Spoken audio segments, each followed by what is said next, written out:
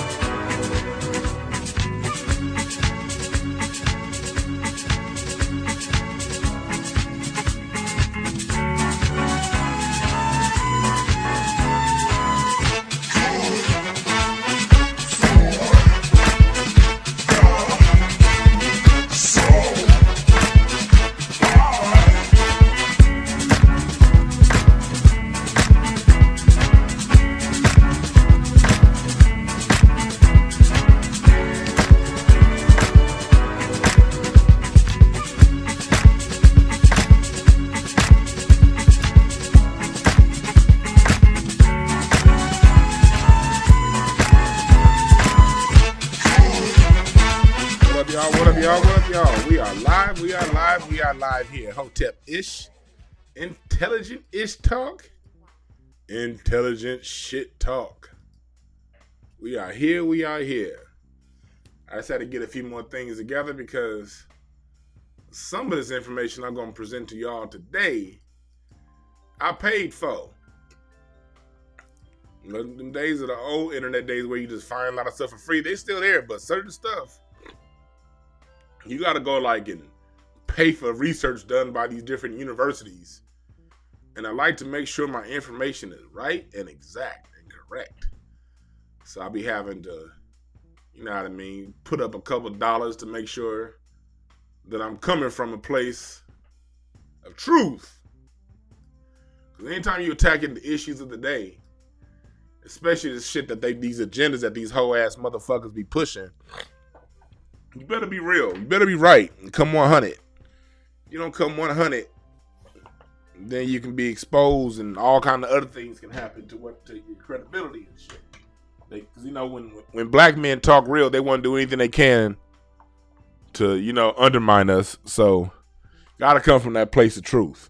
Plus, coming from the place of truth, that gets all of the hate out of it. I don't have no hate in my heart when I talk about any of this shit.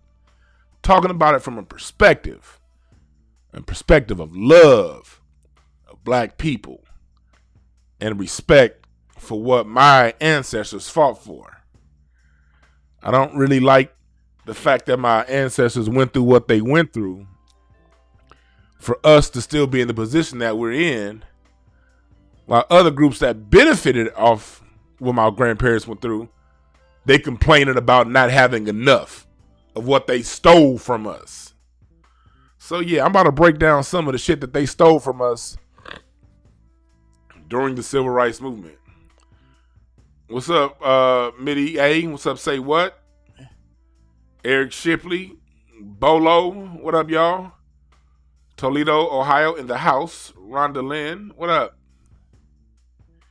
Derek Fuller, Emmanuel Heath, how y'all doing? What's up, Kenneth Berry?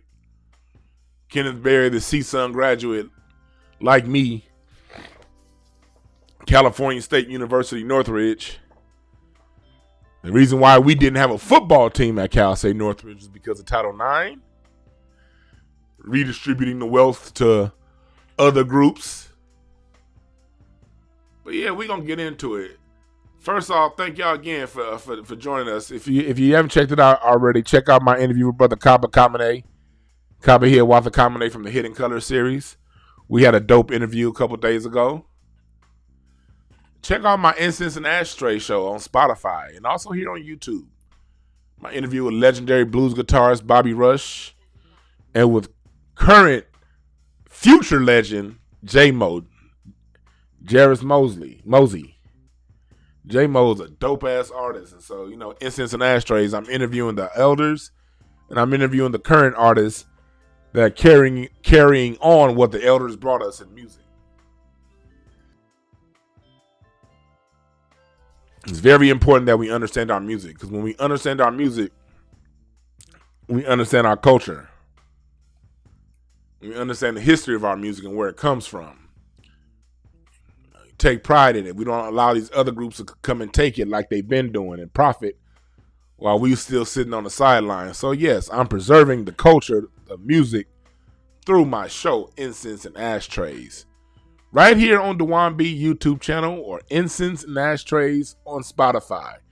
I encourage y'all to sign up for the Spotify, because with the Spotify, along with the interviews, I'm also DJing shows where I'm giving you the good music and I'm telling you stories about the music, where it came from, who wrote it, who it was about. And I also have 2 playlists on Spotify I'm building, my Soul Funk station and my Jazz Soul station. Soul Jazz station, I should say. Both of those playlists are being built and they should be here for you this weekend on Spotify. So I want y'all to tune that, to pull that up. I want y'all to tune that shit up. I know a few of y'all be seeing the music I post on Instagram and stuff. I'm like, let me just go ahead and DJ a whole show. Or I put up a playlist and also spend about 30 minutes to an hour once or twice a week DJing some music so I can let y'all know where that shit come from. What's up, Eastwood? I appreciate you checking in. What's up, Travion Lamont? And peace to all, Eric Roberts. I appreciate you. Yeah. Donate to the Cash App. I appreciate the Cash App from Say What. I appreciate that Cash App. Oh, and also remember, my webinar is coming up May 2nd. Hold on, who's at my doorbell? Hey, it's the UPS guy at my doorbell. That's what was ringing. Hold on. I'm about to play this music real quick and be right back.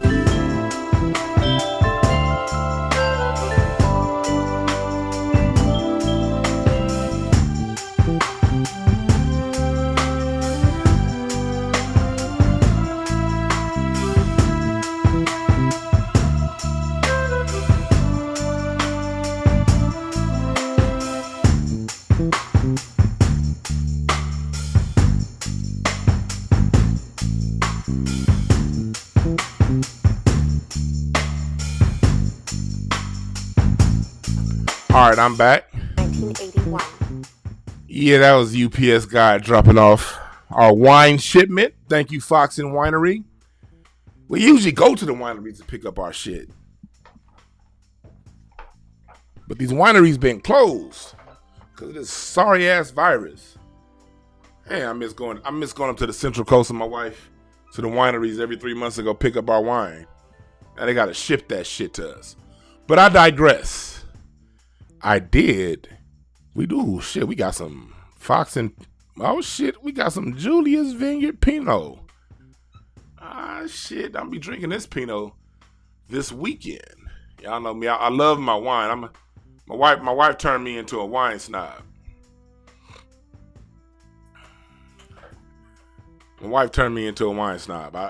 I drink some hard liquor, but not really no more. I drink that wine these days.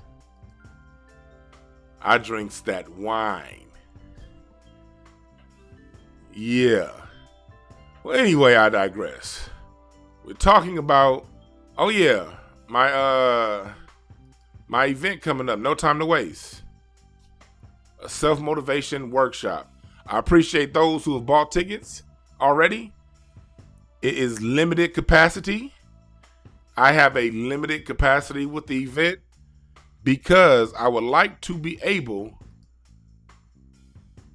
to interact with the people that pay for this webinar. It's on my book, No Time to Waste.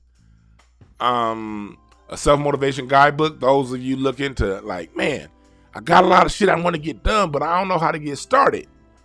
This book is going to help you get started. And the workshop is where we can all work together and work as a group to help get one another started on what we got to do. $29.99, that ain't shit compared to what you're going to make once you get off your ass and do the things that are in your spirit and in your heart to do. You get the book for free, and we're going to have a dope-ass workshop on how to apply the book to your daily life. But back to the show here. We're about to get in and talk about Black struggle minority benefits. Yes, I'm playing off Dr. Claude Anderson's Black Labor, White Wealth because his book is where I got turned on to how all this shit happens. How all this stuff plays out. Like, we for real fight and everybody else benefits except for us.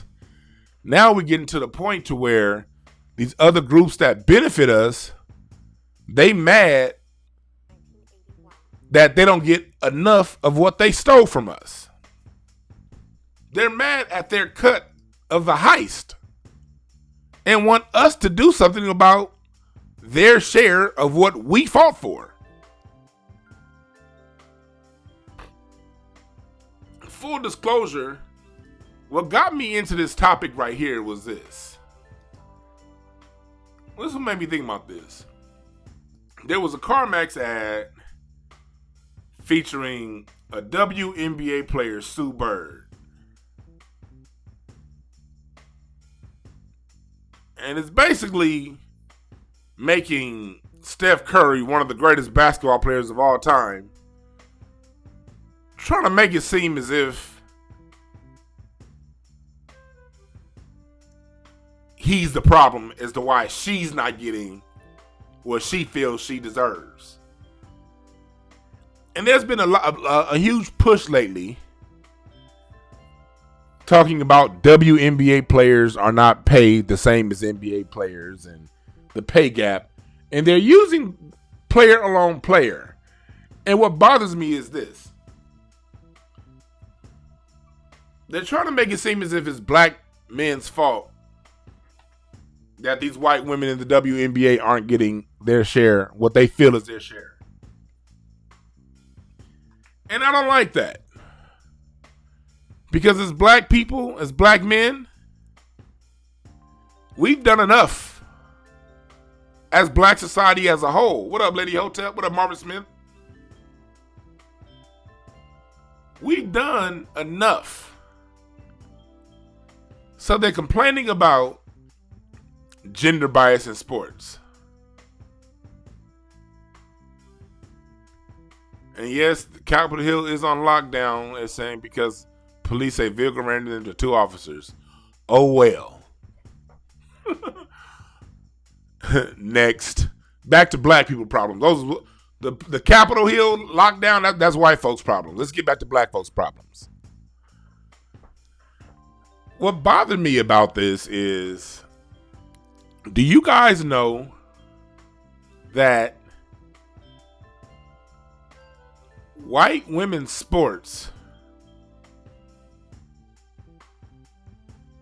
is funded by Title IX? What is Title IX?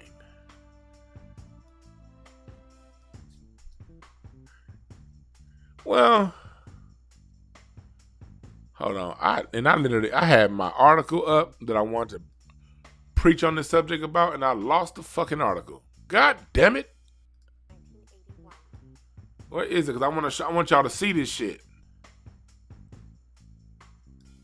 I want y'all to see this. I want y'all to see this. Hold on one second. I had the perfect article up, and I goddamn lost it. Hold on, let me find this article, because I want you guys to follow me here.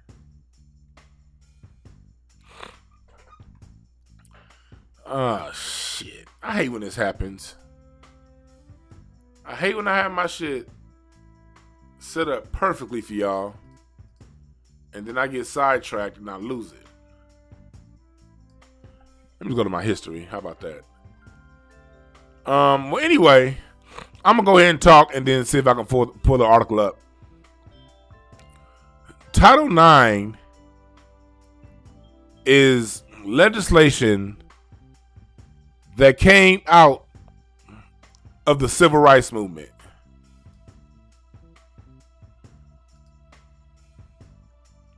Title IX came after the Civil Rights Act of 1964.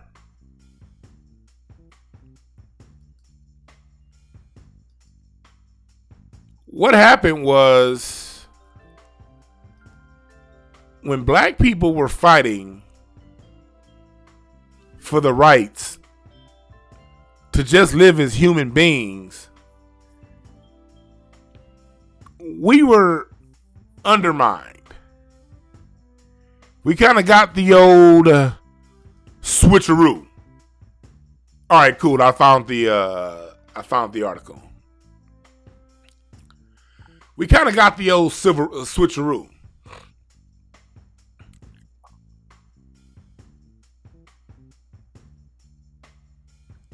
Our ancestors fought for the right for black people to get rights for black people. When the civil rights movement was going on, our grandparents and great grandparents, and for some of you old motherfuckers, you yourself, you were fighting for the rights of yourself and those who descended along past you. Let's go back and have context of where America was in the 1960s. In the 1960s, America was for the most part a white and black nation. The Hispanic population, the Asian population was negligible. They were here, but they weren't really here. Wasn't many of them. It was a white and a black nation. And in the civil rights movement, black people fought, saying, okay, we thought that bringing in other groups would help us out.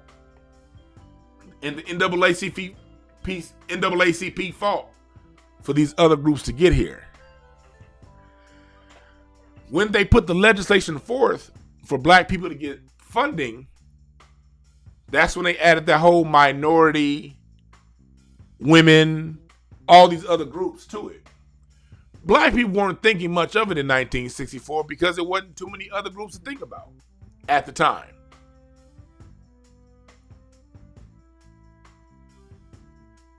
So, after black people fought for these rights and things like that, women's groups got together and said, hey, we need some of that money. So what they did was they got together and they fought for different things to get money that black people fought for. And how it worked was when federal money was handed out in federal guidelines, states had the right. States had the rights to distribute the money to either help black people or help any of these other groups. What did the states do? They said, fuck the niggas. And they put the money behind women's sports, handicap access, second language training for people who didn't speak English. All these other things that had nothing to do with what black people fought for.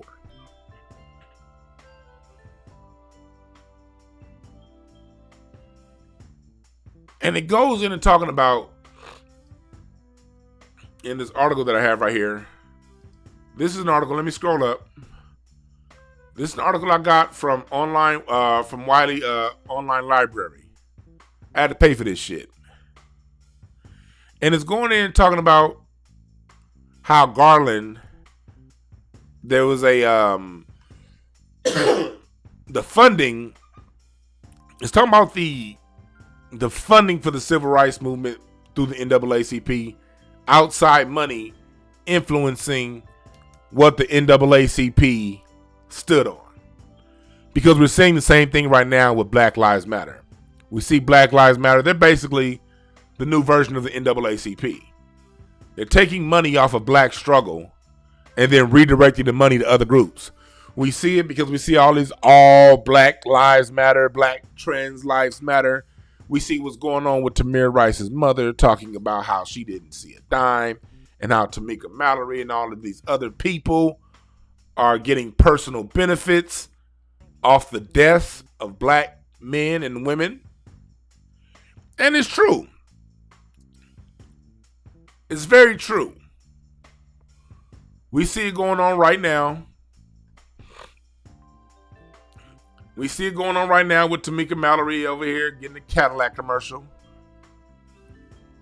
And I'm not going in on her per se, but I'm going in on the system and how the system operates. The system controls the opposition. They control, when you control the money, you control the message. When you control the message, you control where the money's going to go once that message gets through. So the Garland Fund through the NAACP would always, going back to the 1920s, when black people were talking about lynching, they would have the conversation redirected to something else. They did the same thing, and it talks about here how the Garland Fund is tied in with the American left. The liberals. Don't that sound like Black Lives Matter to you?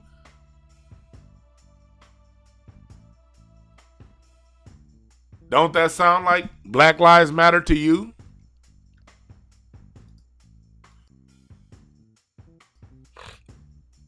They take our pain, they take our struggle, and then redirect the conversation.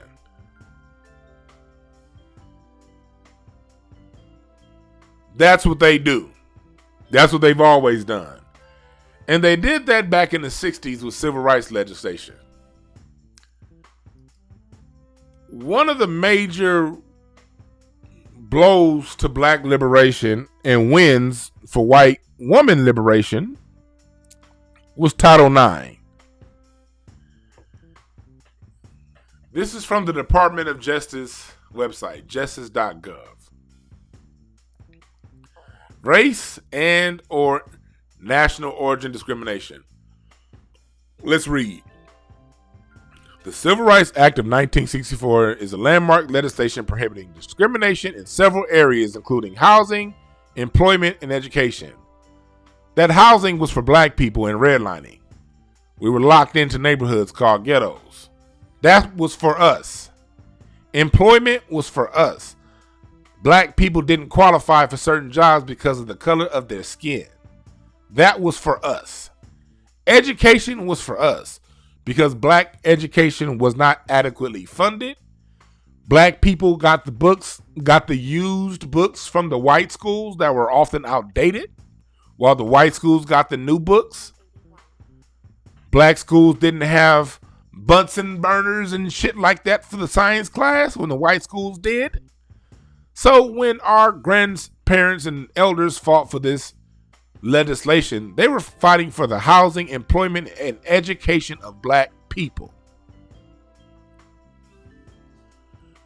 The article, this part in justice.gov, if you want to go look me up, you see the website up there, justice.gov.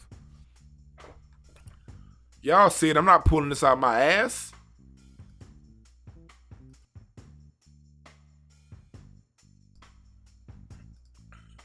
It goes on to say,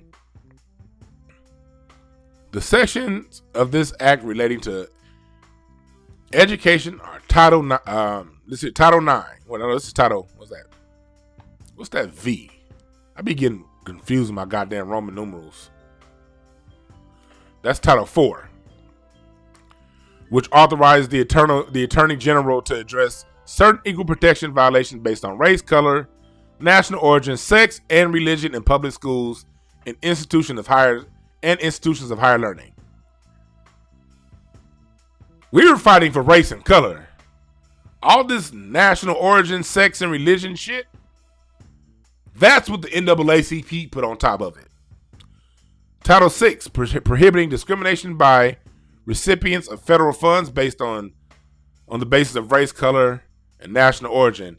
And Title 9, permitting the United States to intervene in pending suits alleging discrimination. Additionally, the Equal Education Opportunities Act of 1974 prohibits, among other conduct, deliberate segregation on the basis of race, color, and national origin. Why am I talking about these different titles? You get to see here from the Department of Justice, this all comes out of the Civil Rights Act of 1964. The Civil Rights Act of 1964 is what Martin Luther King had the March on Washington for. It's what Medgar Evers was pushing for. It's what Rosa Parks was pushing for. When you look at the people pushing for the Civil Rights Act of 1964, they were black, black, black, black. Black death, black mistreatment, black labor going to white wealth. It was black, black, bliggity black.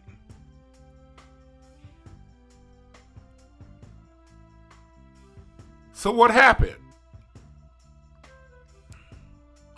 Let's go down here to where it says Title 9 of the Civil Rights Act of 1964 authorizes the Attorney General to address certain equal protection violations based on sex, among other bases, in public schools and institutions of higher education. Additionally, Title 9 of the Education Amendments of 1972 prohibits discrimination on the basis of sex in educational programs and activities operated by recipients of federal financial assistance. Right there is where is the wedge that built women's college athletics. Right there. See, women's athletics, outside of a couple sports like tennis, no one really gives a fuck about them. Not even women. And I'm not here to shit on women. Because women agree with me. If women thought the WNBA was any good, guess what? Women would watch it. But women don't watch the WNBA because that shit is trash. I said it. Yes, I said it. The only reason why we have a WNBA is because civil rights legislation funded it. Everything that happens in America comes with money attached to it. They don't just say, okay, do this and run away if they wanted to see it successful. America says, do this, and here's a guap of money for you to make sure that you win. So when federal money came down to help black people, instead of using the money to fund black schools, put shop classes back in black schools, because people always wonder what happened to the shop classes. Well, these Title IV, Title VI, Title IX, that was the money for it. But where did the money go? The money went to fund women's sports. The money also went on to fund handicapped parking spaces. As you see when we go further down, the disability discrimination, ADA, that's civil rights money.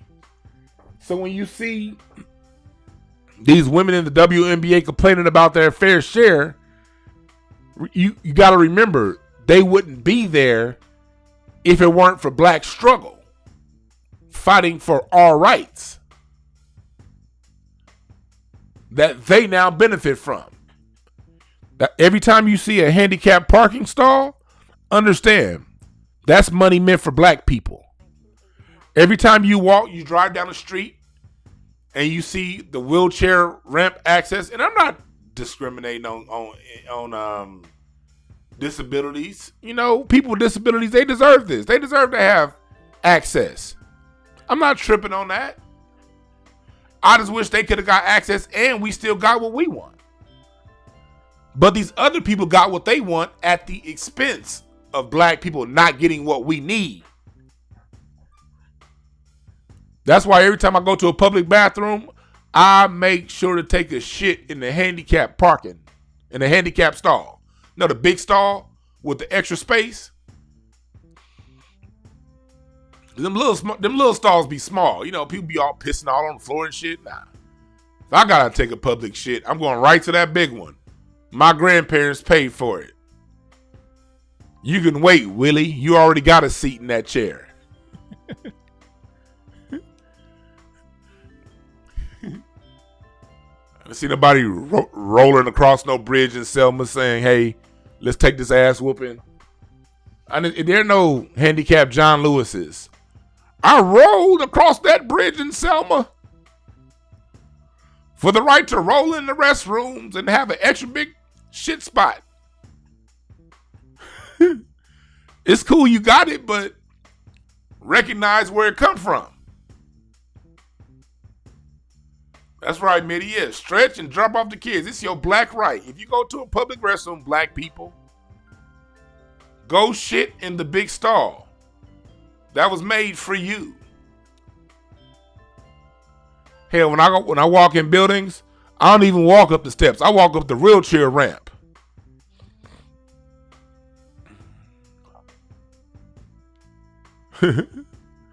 This wheelchair ramp was paid for by black struggle.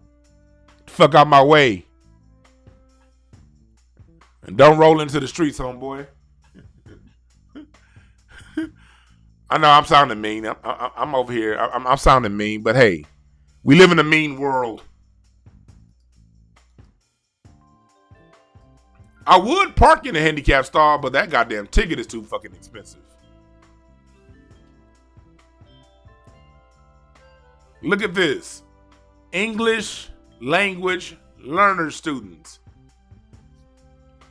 Your black ancestors went through slavery, went through Jim Crow, and we're still currently going through post-1968 hostile forces era, better known as Jim Crow 2.0.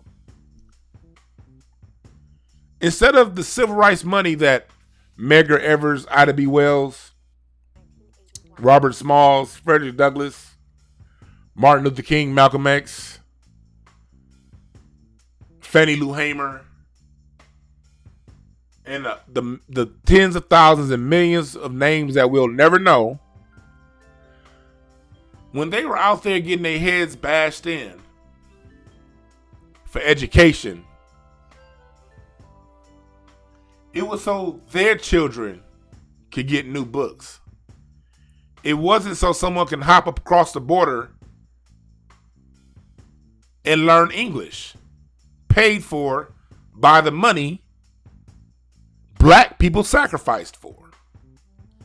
You see it right here. The section is charged. I'm reading again from this article in justice.gov. The section is charged with enforcing Equal Education Opportunities Act of 1974. In that act,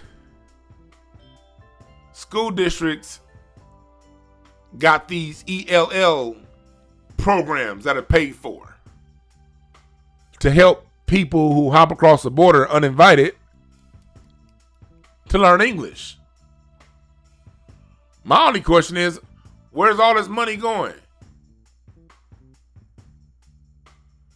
Spend all that goddamn money on ELL, but when I pull up to McDonald's, it's still, yeah.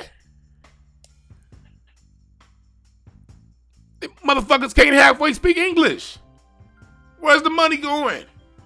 Y'all gonna take our civil rights money, give it to a bunch of motherfuckers to learn how to speak English, and I still can't motherfucking hear English when I go to the drive-thru.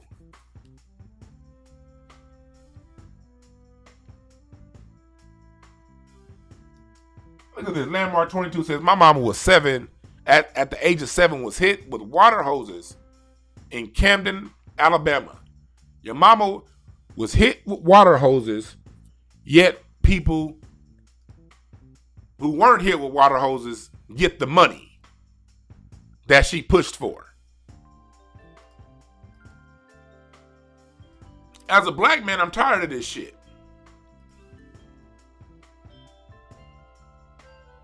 I'm tired of it.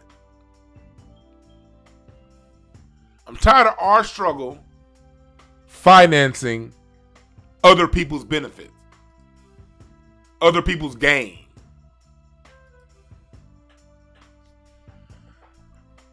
So you have CarMax ads. Oh, that's my book.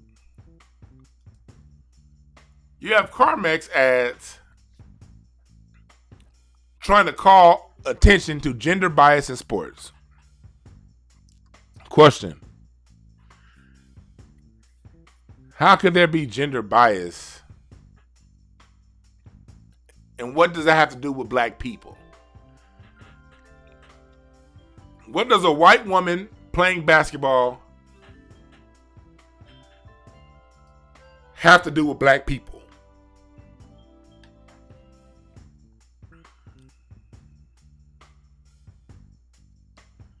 It goes in and say, the ad talks about female athletes who face decades of underrepresentation in media.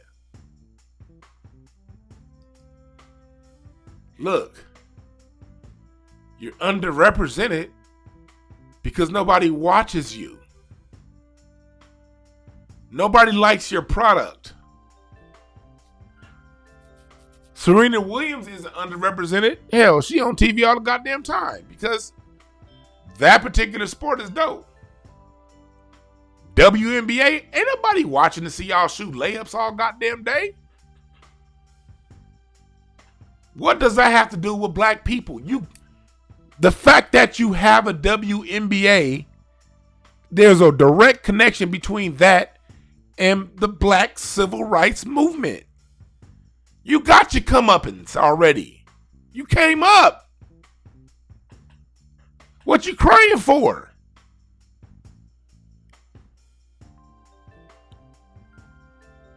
The reason why black male athletes are used to sell product is because the world is in love with the black male athlete. The black male athlete, through his skill level, creates a product that the world wants to see.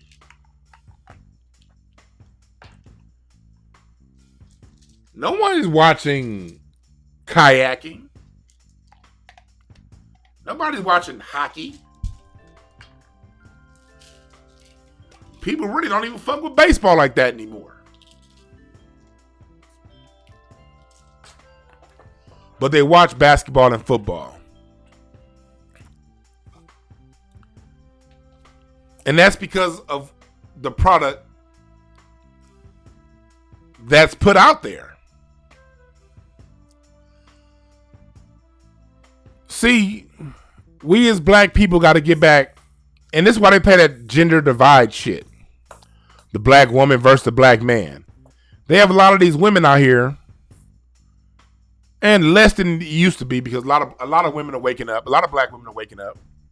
So salute to the black women who are waking up. But there are still too many women out there who think black women is separate from being black.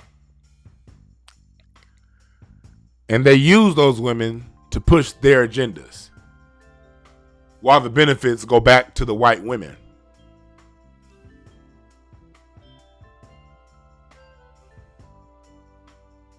Black women need to get in line with us, you black. Because what's coming now, President Obama has been using the same act to include transgenders. And Biden is promising to make that, to exacerbate that.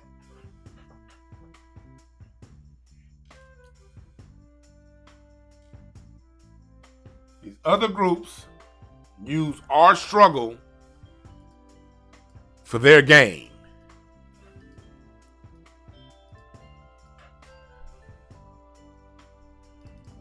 We see it happening right now in real time.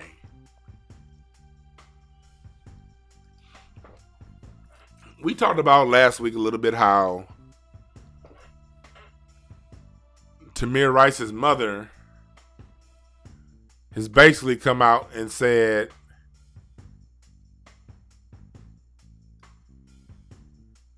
my son, BLM, and all those other motherfuckers are profiting off the death of black people. And it's true. It's true. That's true. Look at this. Oh, that's a bad picture. Let me see if I can get a better picture. Let me see if I can get a better picture than that. Let me see if I can get a better picture than that. Because Cadillac has now put his money behind quote unquote Black Lives Matter.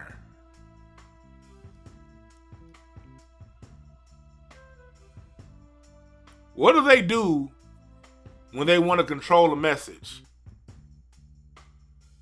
They put money behind it. Do you think Cadillac, General Motors, a company that benefits, extremely benefits from the status quo, do you think they're going to allow their spokesperson to say anything that disrupts the status quo?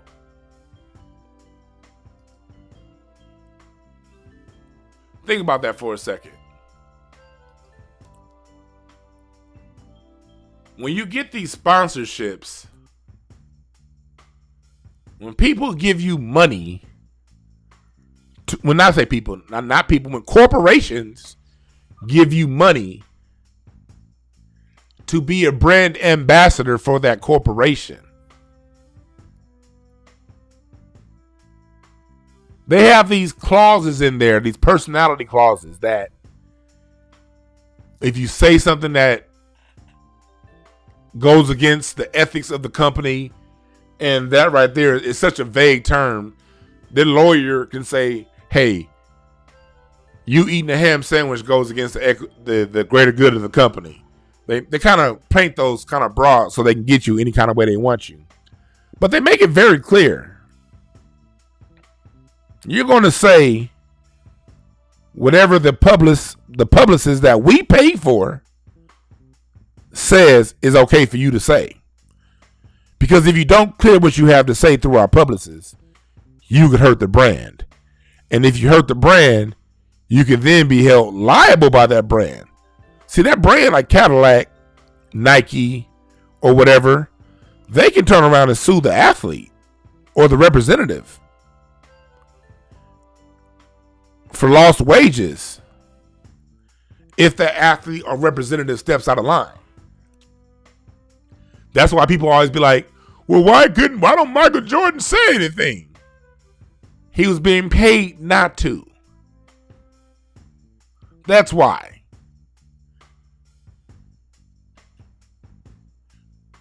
People be like, well, LeBron James, he's at least say something. Yeah, LeBron James says more than most. I'll give him a little bit of credit for that. But he ain't saying nothing that's going to disrupt the status quo. Whatever he's saying, his publicists that work through these companies he has sponsorships with had to approve it first. That's why he couldn't come out and say the death of Tamir Rice was wrong. He had to say, I don't know much about it first. That's not him speaking. That's his lawyers. That's his publicists. That's the people paying him. That's why I don't look to athletes to say anything. I don't look to actors and people who get paid by the dominant society to say anything. Because one, they can't say anything of substance.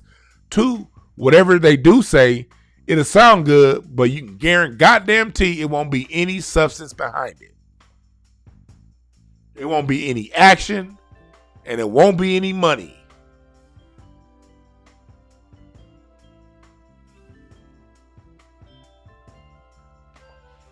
They pay for your silence. No different with the medical industry. When Rockefeller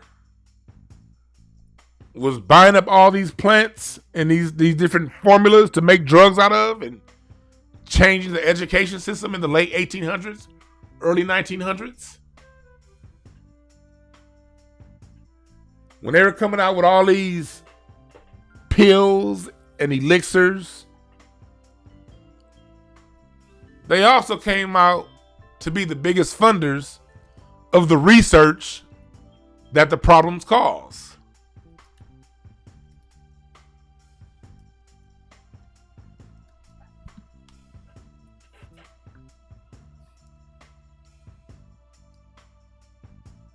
Let me say that one more time. When the Rockefellers started putting together the modern medical industry,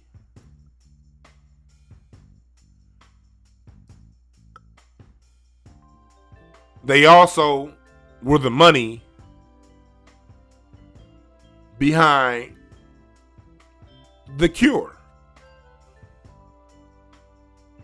They were the money behind. They were the ones that created the problems.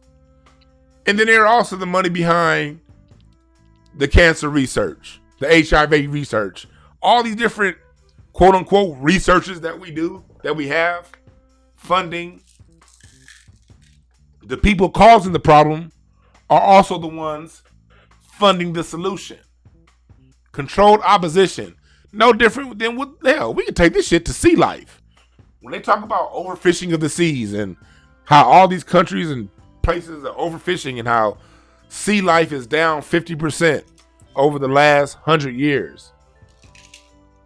Well, the companies that are out there to police the fishermen, these people that are illegally fishing, are the same companies that are funding the illegal fishing. Let's create an opposition, because when you create the opposition, you control the narrative. That's how rhetoric works here in this country, and that's how it's always worked. You control both sides of the argument. We see it happen all the time in politics. Hell, we see it happen in sports. Let me give you a sports breakdown on how it's done in sports. Y'all watch, that's why I don't watch ESPN anymore. Y'all watch First Take and all these stupid ass debate shows. They only give you the choice between Michael Jordan and LeBron James as the greatest players of all time. And every day, they control the narrative between two players. I saw this a lot, especially back in the 90s when Jordan was on top. And we're not really even in the 90s, in the 2000s, right after Jordan retired. Jordan this, Jordan that, Jordan this, Jordan that. But they would never put Michael Jordan's stats next to Kareem Abdul-Jabbar, next to Wilt Chamberlain. It was like, we gonna act like these two other motherfuckers didn't exist. We gonna act like Magic Johnson didn't exist. And we gonna start the conversation with Michael Jordan. Let's control the narrative. It's MJ and one other person. Because if you keep the narrative tight between these two people, unless someone has a mind that goes and researches on its own, they're not even going to consider those outside of these two or three chosen select people. That's how they control narrative in sports. How they control narrative in news is when they talk about a mass shooting. Another white person done shot up 24 other people, or however many, because the shit happens every week. They don't go into talking about a history of violence, a culture of violence in white America, a culture of violence, especially in white male America, with the guns. They talk about the guns. Guns can't shoot nobody. People with guns shoot people. There's a profile of the mass shooter, but they don't get into the profile of the mass shooter. They switch the conversation to gun control. The left is going to be for gun control. The right is going to be against the gun control. And both sides argue back and forth, back and forth, back and forth, while no solutions are presented and the issues persist and continue to go on. White supremacy warrants the same plays over and over and over and over again. It's not that sophisticated if you sit down and take a look at what they're doing. They control narrative. And when you keep people boxed into this small narrative, it keeps the attention away from the real problem. So now the division that they're trying to divide right now that I've noticed a lot with the WNBA, it's comparing WNBA salaries to NBA salaries. Comparing men's sports to women's sports. The reason why men's sports is so profitable is because the world likes men's sports and watches men's sports. So the money's there. Unlimited cash is there for men's sports. Nobody fucks with the WNBA, so there's no money there. So instead of going to the owners and saying, hey, the players have a salary cap, but the owners don't have a revenue cap. Hey, why is it that the owners had these massive TV deals? The last TV deal that ESPN, ABC signed with the NBA, I think was for $24 billion. Every NBA team gets like $100 million direct deposited in their account before the season even starts from the TV contract. And then they have their local contracts, the Knicks, the Lakers. The Lakers have their own side $3 billion TV deal. Well, they get another $100 million in TV money before the season even starts. The Lakers get over $200 million a season just in TV deals without a ball even being bounced. This doesn't include ticket sales, the advertisement space that they sell on uniforms. This doesn't include concessions. This don't include a host of other things that these owners get. See, because if you get the people arguing between what the black male players get paid versus what the white women players get paid, you never put attention on those who are writing the checks. If there's an issue with how much money you're getting paid, shouldn't you be arguing with the people writing the checks, not another employee? Because at the end of the day, the NBA players are employees. They're high-paid employees, but they're still fucking employees. The NBA players' money actually got cut in the last lockout when they went from a 57.5% revenue share to 52.5% revenue share. Do you know that lockout never happened? What's now a 5-year, $250 million contract, if it was done under the previous collective bargaining agreement with a 57% revenue share, instead of that player getting paid $250 million, that contract would be closer to $500 million?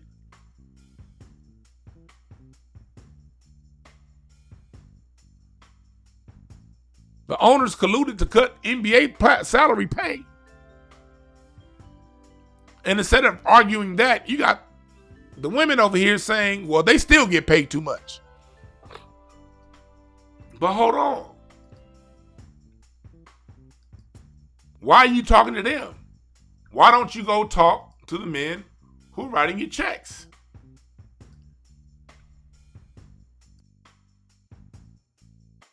I'll tell you why. Because white women are on code. They understand that what they got came off what they stole from black people. But like the old Dave Chappelle joke says, they were in on the heist. They just mad that they cut. So they're not going to go to their father, their brother, their son, the people in their own household that made it this way to get their fair share. They have to come to us.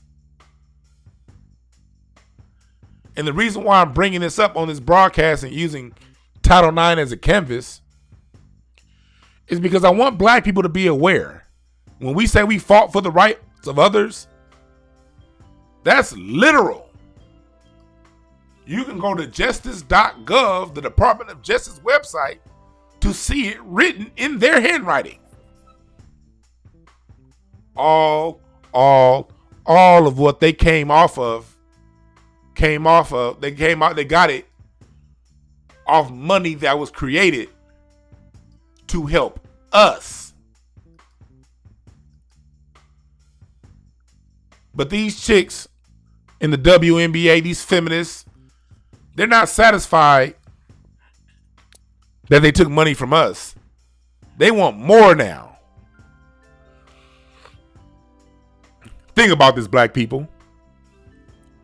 What if, let's go to Imagination Land.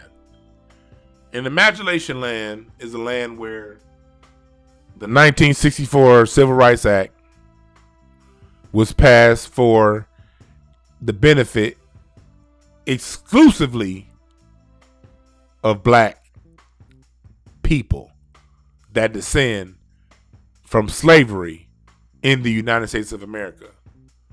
What if all of those hundreds of billions of dollars, instead of going to fund women's sports, they funded black sports, men and women? What if the money that went to go fund handicap parking stalls funded black education, STEM, science, technology? What if the money that went towards teaching English to groups that don't pay taxes? What if that money went to funding black businesses? Where would we be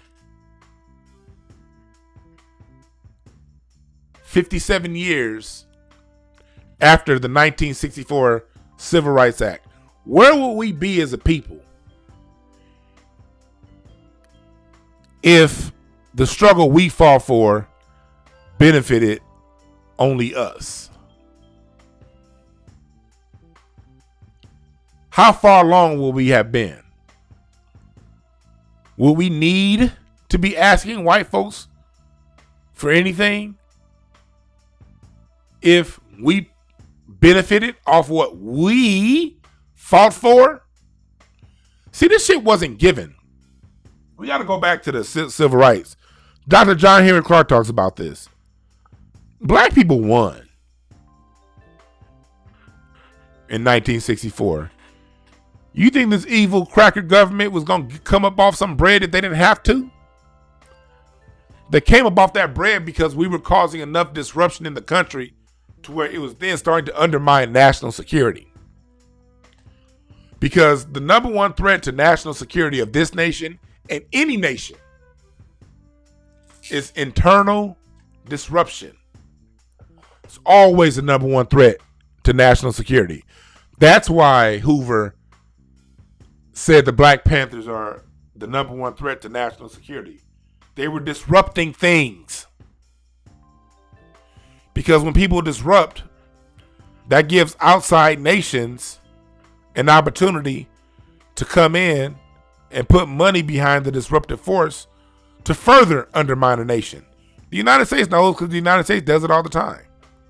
They go to other countries. They have beefs.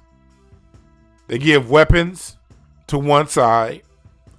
They create propaganda that makes one side look more moral than the other side. And they use that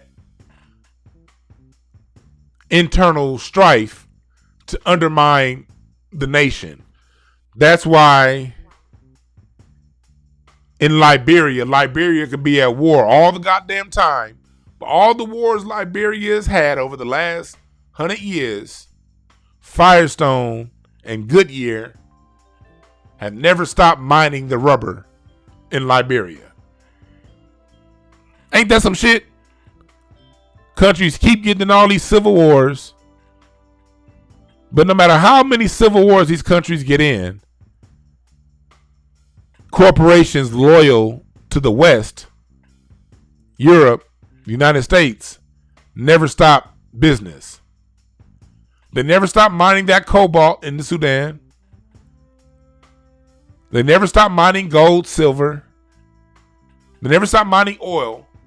Yet these countries stay in the constant state of fighting. How is that? Because internal strife, internal disagreements are the number one threat to the security of a nation. If these African nations didn't disagree internally, there will be nothing for the European to come in from outside to take.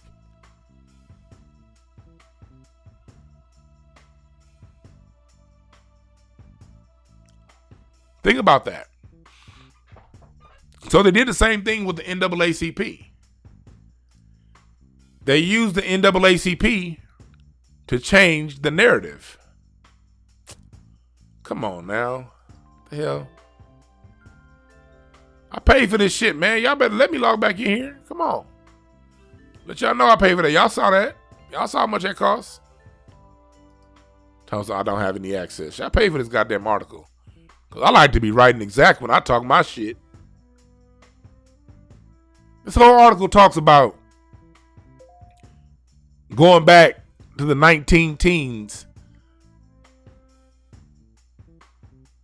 Outside funding controlling the message of black struggle. Look at this. Anti-lynching funding leads to education funding. The battle against racist violence paved the way for the NAACP's later campaign against segregation education by establishing an important relationship between the Garland Fund, that's the white fund that supports the NAACP, and by the NAACP had not engaged in a national struggle to end lynching.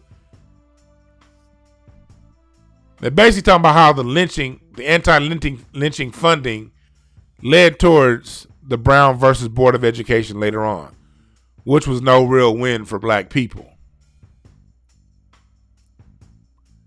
Because when black people, when they were talking about desegregating the schools, it wasn't necessarily because they wanted to be learning elbow to elbow with white folks. They wanted the resources that the white schools had. So the NAACP came in and said, okay, you want the resources that what these white schools has. That means we have to integrate and put black children in white schools.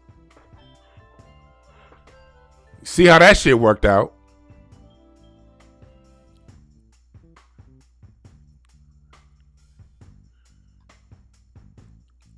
In here, it also talks about how these groups ghost wrote civil rights for themselves.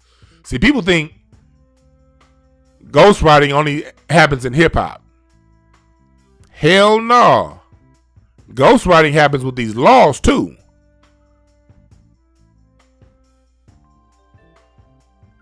Put a black face on the struggle. Have non-black people writing the laws that benefit non-black people. We're going to talk about George Floyd, but the money goes to trans lives. We see the same shit happening right now with BLM, people, is what I'm trying to say.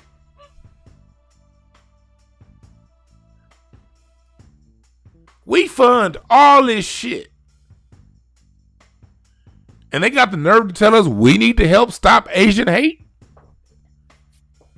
No, Asians need to stop hating on black people economically. How about that?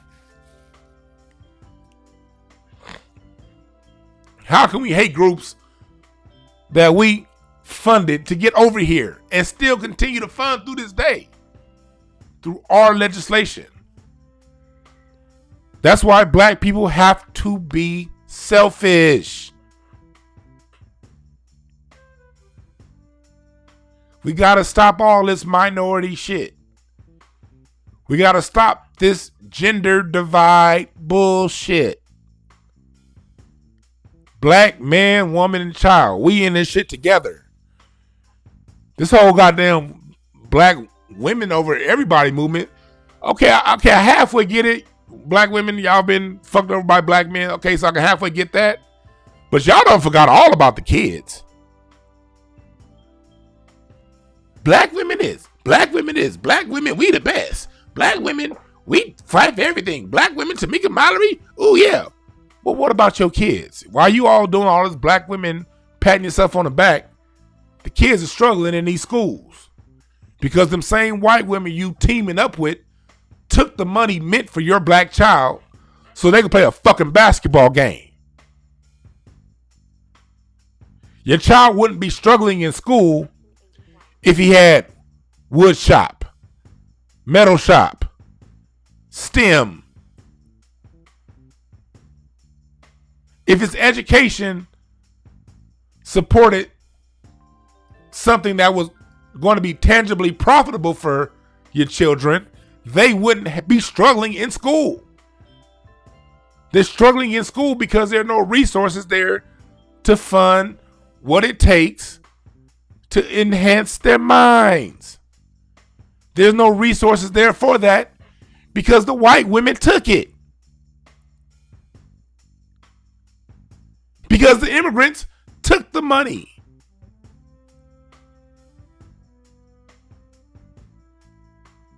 Because the wheelchair folks took the money. We do all this talking about black history this, black history that. All that black history was made so for us. What about the fucking kids? Y'all know me, I'm an IEP advocate. I got my company, Breakthrough Advocacy Services, where I work with children. I get them resources paid for through ADA, all the special education. He said, look, there's money for special education when it comes to putting your black son in special ed and giving him an IEP and putting him on medicines. Oh, it's money for that.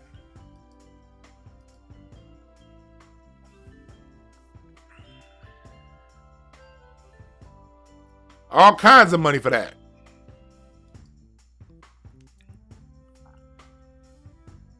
But when it comes to your child getting ahead educationally, all of a sudden, ain't no money for that. This is my website that will be launching pretty soon, Breakthrough Advocacy Services.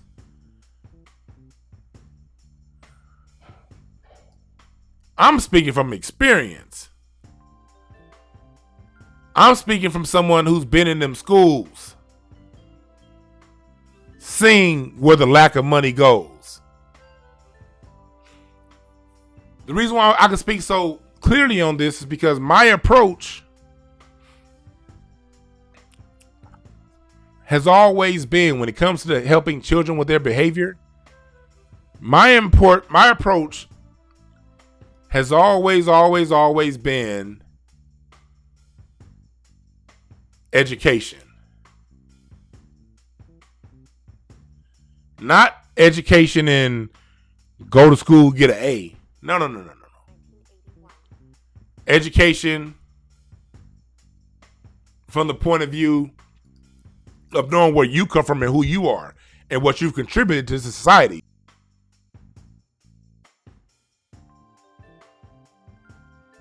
Because if you're educated in who you are and what your people fought for, you're not going to allow them to step over us and keep voting blue no matter who, and allow them to continue to give our money away to these other groups while they come back and tell us it ain't no more money left. That shit needs to stop, and it needs to stop now.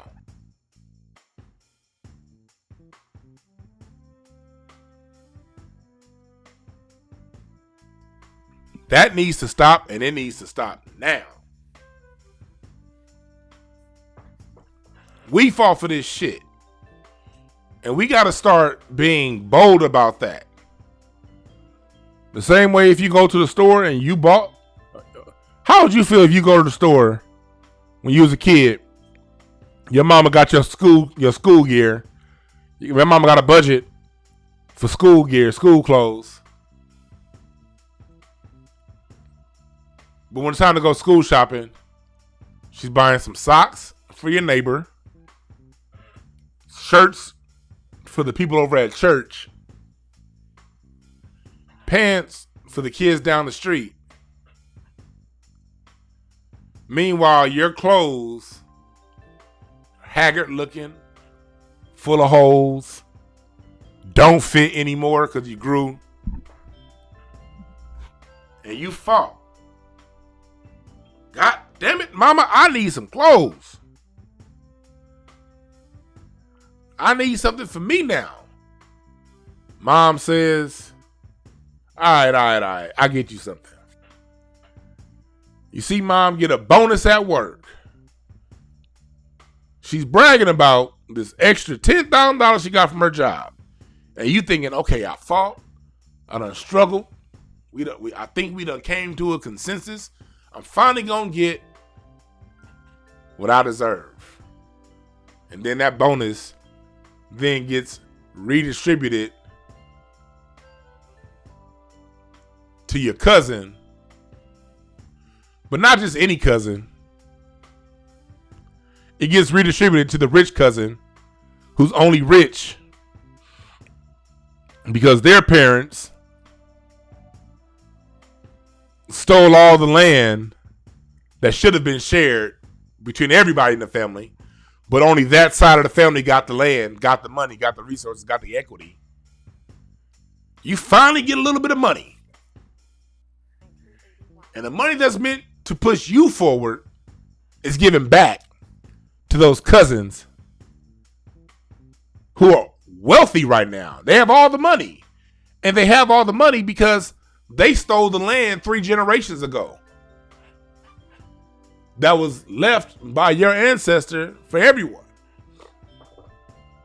That's what it's like in the struggle between black people and white people. I said all the time, the struggle and racism here in America, this is a family affair. This is a family fight. White Americans are our cousins. If you came here in the last 100 years, this conversation ain't for you. This is the conversation for those who trace our ancestry back 100, 200, 300 years. Go back far enough. You have a white ancestor who created your 3 times great-grandmother or father, who owned a lot of shit, but because your grandfather, grandmother, great-grandmother was black, they didn't get any of the benefits. Nothing that was left. They were basically raised as bastards. They didn't have a father. They were forced to struggle on their own.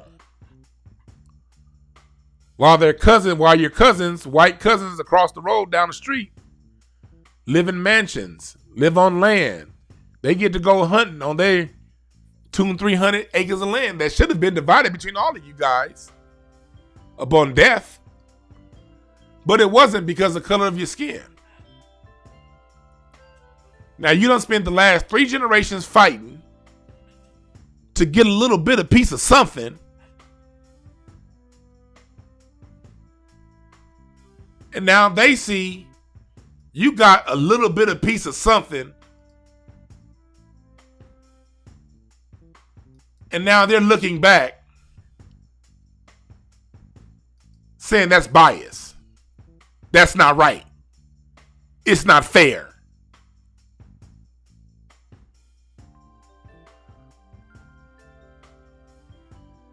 Sue Bird, WNBA superstar, you benefited off black labor. So for you to go around and cry, bitch, moan, and complain that you don't like your cut over some money that shouldn't never been yours to begin with, I say this from the bottom of my heart. Bitch, please.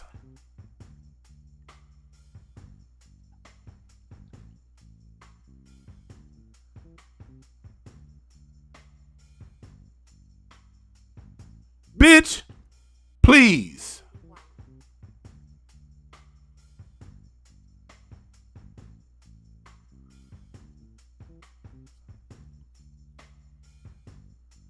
Bitch, please.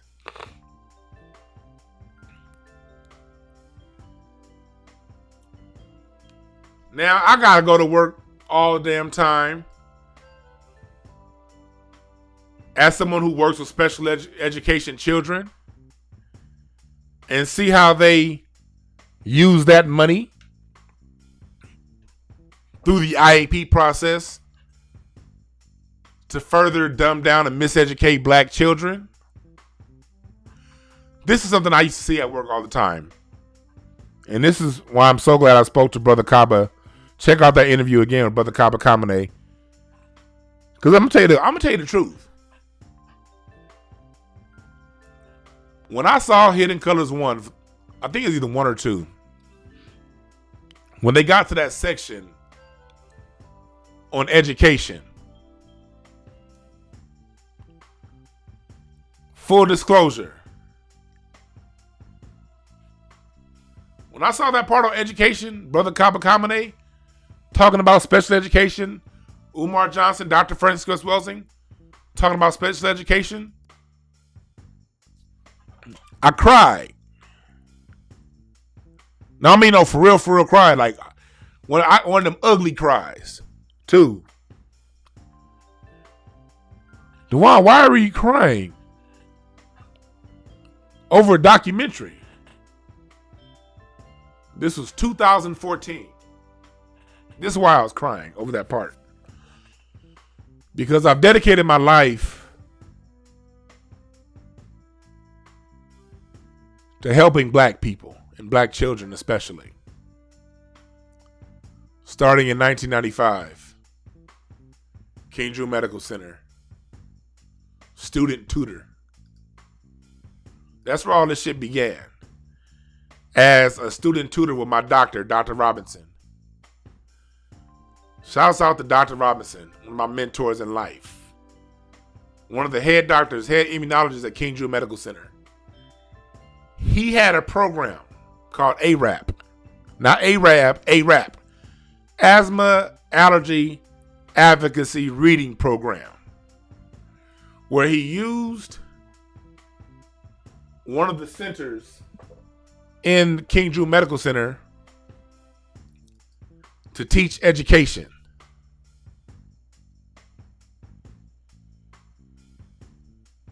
I was a student tutor in that. I flipped that into later on working at this company named Hathaway Sycamores, where I worked mental health. And through working mental health, I saw problems. I saw major problems in the education system. I'm going to work every day, and I'm seeing black children, especially black boys, get shuffled into special education. And I'm going to these IEP meetings.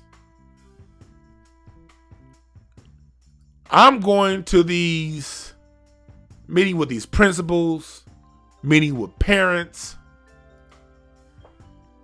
and I'm doing my best to solve these issues with behavior.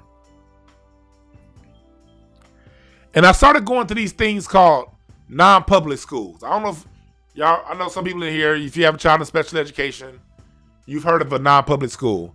If you don't have a child in special education, it's a good chance you haven't heard of a non-public school. Non-public schools are these schools that are meant for children with true mental health deficiencies, Down syndrome, severe autism, true learning disabilities. What I saw through my work was the children with the true learning disabilities weren't really in these non-public schools. Vista Del Mar, to name some, Cane Airs, if you're here in LA. These schools aren't really populated with too many children that with learning disabilities. They were populated by black boys that got into a fight 3 years ago. They said, oh, this kid is too much trouble. We can't handle him in the regular school district. We got to put him in a non-public school. And in these non-public schools, I would go to see, every time I would go to Vista Del Mar, one of these schools, my kids were always watching a fucking movie. They were given these handouts, and they're left to play basketball the rest of the day. And I'm like, what the fuck is going on here? And then you get to talk to these kids. You get to meet with them. You get to listen to them. And you find out not only are these kids not special education, they're actually very smart, highly intelligent. Then I got to see, hold on, not only are these kids not stupid, they're actually smarter than the kids that I have that are in regular school. And I experienced this also growing up through school. How it was basically only the black kids in special education. And they couldn't get everybody in special education. How they segregate you would be either through the special education process or the honors programs. AP. Advanced placement is what they call it here in California. Because I noticed like me and my wife went to the same school from 7th grade on. But we never had the same classes. I shared a class with my wife one time, and that's when the school, by mistake, put me in advanced placement history. My brother and sister went to the same school.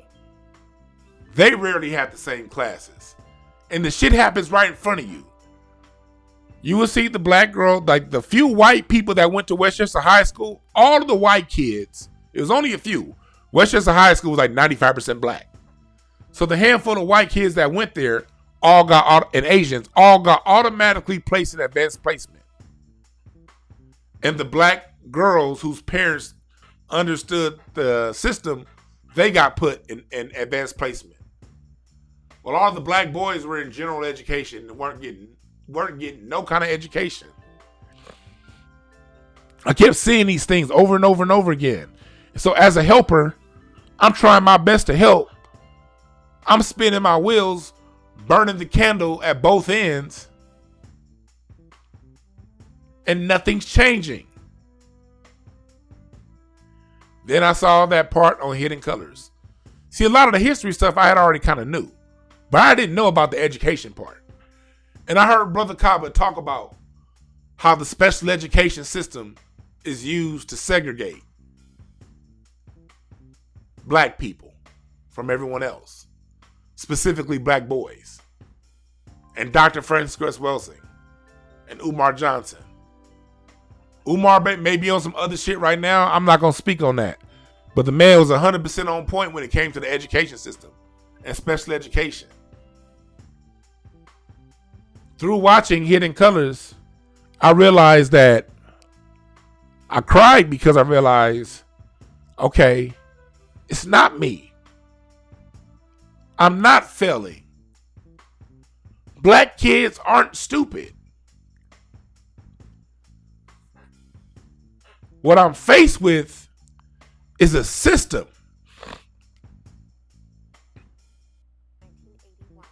Because when I heard them talk, it was almost as if they were at my job every day. So once Hidden Colors made me realize what I was up against all these years as a helper is a system,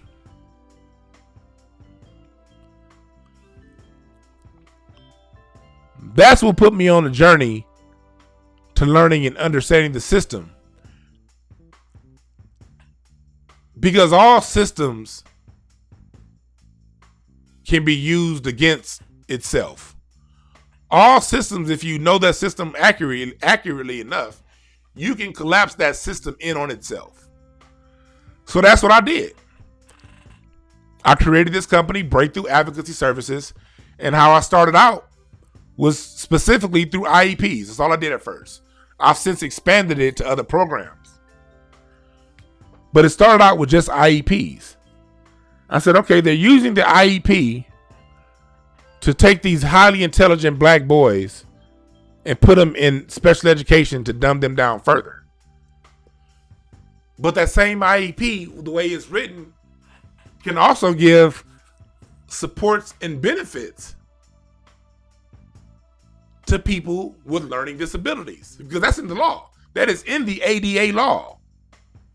In the ADA law, if a child is testing low in something, say your child, let me tell you how the law works.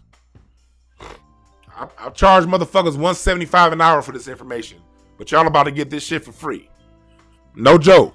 I charge $175 an hour for this, and I've been getting it for a long time. But I'm about to get this portion to y'all for free. If your child has failed in a particular subject, it is the school district's responsibility to catch that child up to grade level in that subject. So if you have a child that's struggling in math, getting fails, getting D's, fail, D, fail, they're not getting passing grades. By law, the school system is to pay for compensatory action, meaning pay for the tutoring to catch your child back up to grade level. Pay for whatever resources. If they need occupational therapy, pay for that. If they need mental health counseling because there was a trauma that's impeding the child's learning, the school district is to pay for that. What I saw during my career as an IEP specialist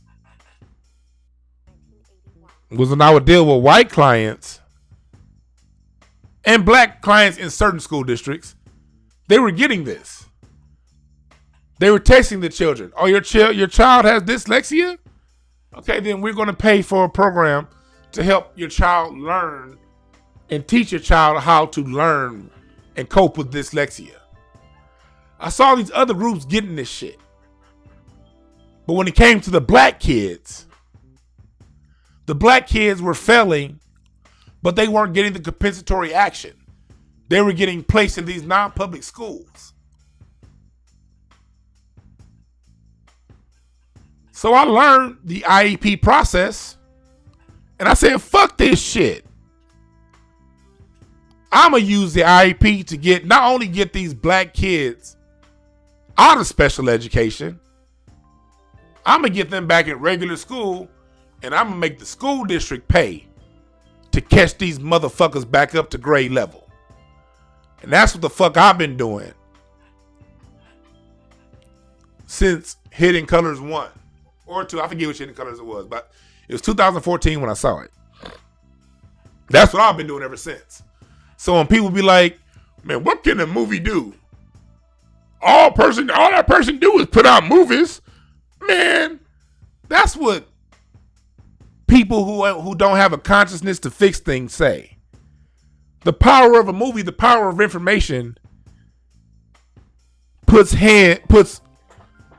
weapons and tools in the hands of the doer. If you're a doer, someone who gets off your ass and does things, the power of a movie gives you the tools to get off your ass and do something about it. And that's what I did.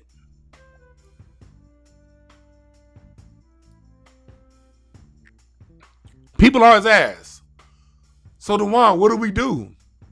What can be done? How do we fix it?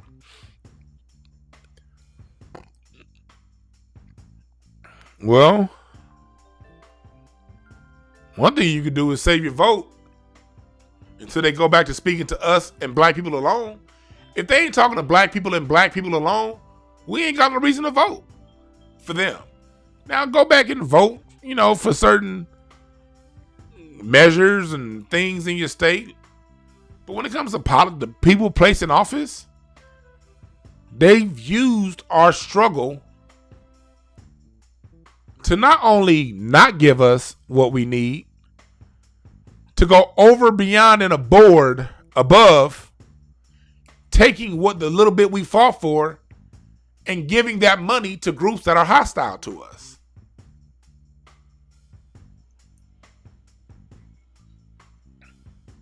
So I thank Brother Kaba, Francis Cress Welsing, Tariq Nasheed, Dr. Umar, for putting me up on what was right in front of me. Because that gave me marching orders to then do something. And I'm not saying everybody got to do what I do. You do shit in your way. White supremacy is affecting your life in some way that you have an expertise to solve it and use the system against itself. What do we do? Not about what we do. It's about what do you do as an individual. What is your part? And as people do their part, they come together. Water meets its own level. If I hear someone saying ain't nobody doing nothing, that means you're telling me what you're doing is you're telling me you're not doing anything. Because if you don't see anything being done, it's because you're not in the environment that things are getting done. That's all. Get off your ass and do something, and I guarantee you gonna see shit's getting done. But the people really doing it don't get blue checks by their Twitter and don't have cameras following them around. And they don't get Cadillac sponsorships. Nigga.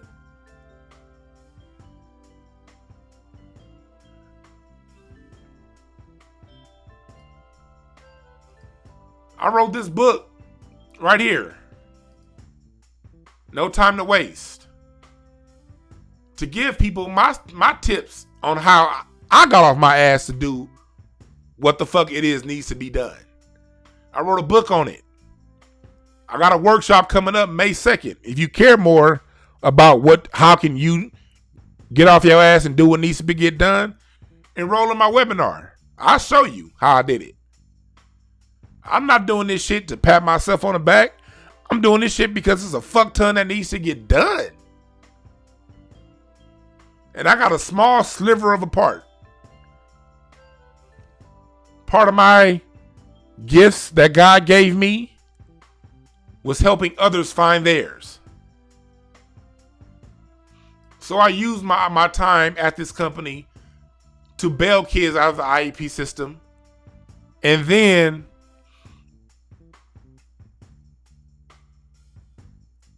teach them how to find within themselves the gifts that God gave them to then go back and contribute to our community as a people.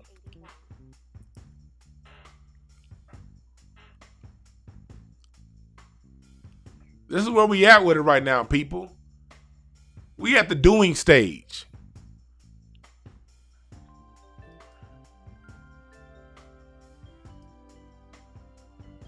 That's where we are right now. So while black kids are struggling through the IEP system, not getting the education that they deserve, you got white women complaining that they're not getting a large enough a share of money they never fought for. Ain't that a bitch?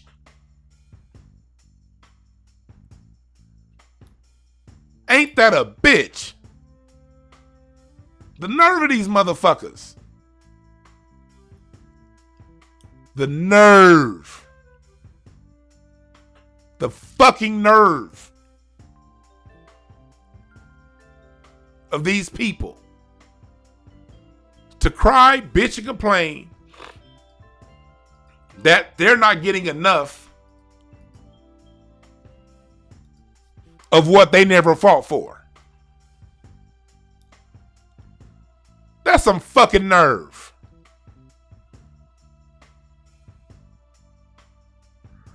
How do we stop it? What's the solution? On top of the solutions that I've already given you, another solution is don't play into it. Call it out. When you see shit like this, when you see these white women bold enough to come to black people and complain about their share, remind these motherfuckers, hold on. You only are where you are because of what we fought for us. And because we live in a racist country that doesn't want to see black people get ahead, they took our win and distributed the spoils to you. We won when we had them sign civil rights legislation because we was kicking ass. We just allowed the NAACP and these other groups to fool us and bring in these other groups.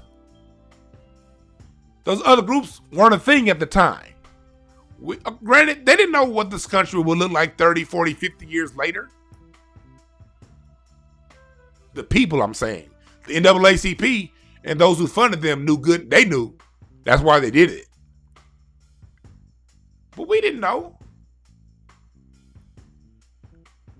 Fred Hampton's biggest mistake was creating the Rainbow Coalition. And I'm sure he would have realized that.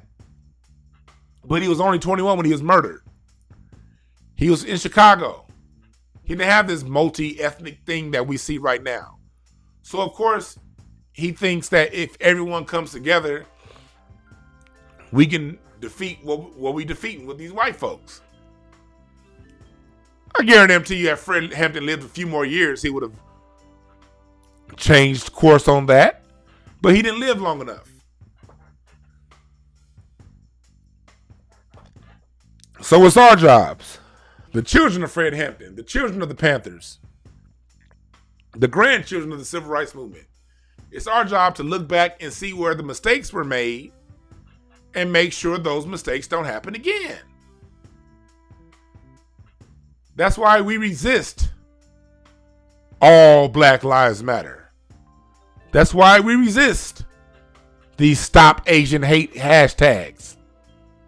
That's why we resist these women's movements. I'm not saying we get in their way. That's why we resist the LGBTQ movement. I don't want to get in their way. I believe they should have whatever they have the strength to fight for and gain on their own. I don't believe in impeding anybody else's progress. I don't believe in getting in anyone else's way. I don't believe in delegitimizing other people's problems. These other problems do exist. But these people have to hold their own nuts. This is why they have to hold their own nuts. They've already gotten their comeuppance off us. Because again, where would we be as a people if every dollar that went to handicap stalls, emergency parking, braille on the elevators, women's sports, illegal immigration, ESL, what if all of those dollars came back to support black society? Where would we be as a people? We wouldn't need to go to the Asians because we literally own our neighborhoods and the whole supply chain. From the weave to the weave maker, to the trucks that distribute the weaves, to the building that the weave shop is rented out from, to the owner of the weave shop, to the person putting the weave on their head. That will be black top to bottom. Had the money that we fought for gone back to our society. Gentrification wouldn't be a thing because you wouldn't be able to price us out of our neighborhoods had the money we fought for come back to us. See, people, this ain't about begging.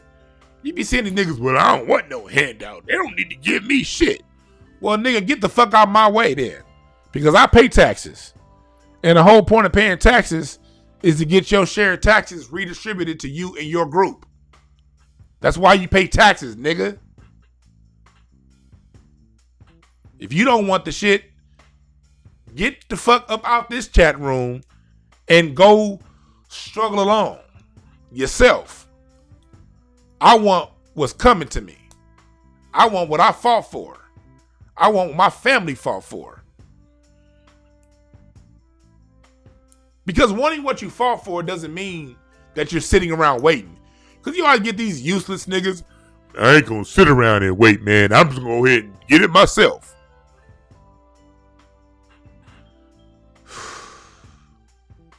You can do two things at once, stupid. You can fight for what's yours and still get it yourself. Do I look like a nigga sitting around waiting? With my own company out here solving the issues of the day? Do I sound like a nigga that's waiting on reparations, that's waiting on them to do something for me? Hell no. I'm a nigga that went out and I'm getting it. But while I'm getting, you better damn sure know that I'm going to put pressure on the government that I pay taxes to give me my fair share of that too. Because they giving the money away.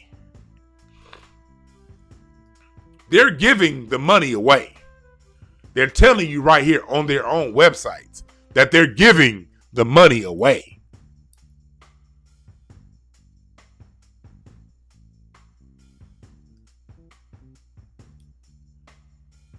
It ain't no fucking honoring struggle.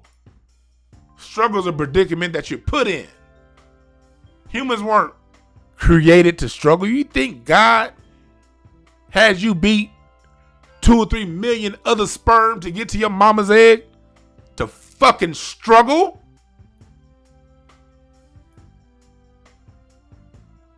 You think George Washington Carver, Robert Smalls,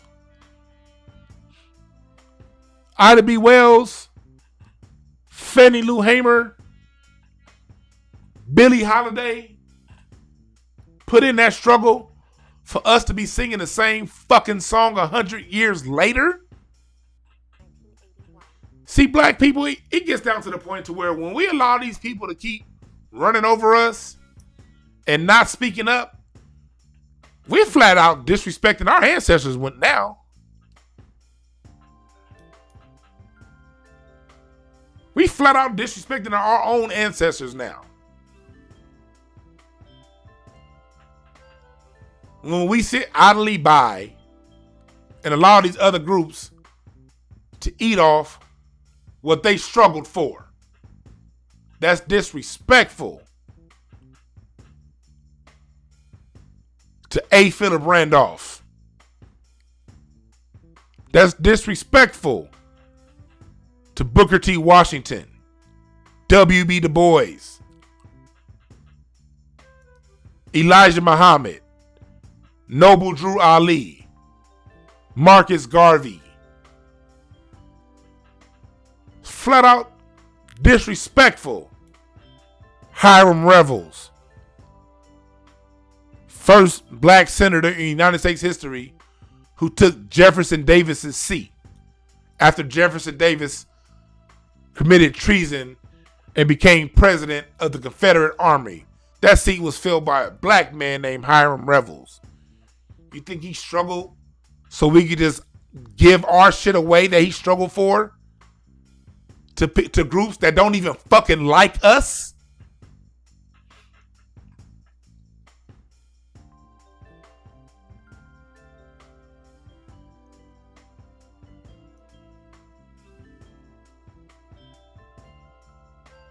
Fuck that. I mean, black folks be sounding silly.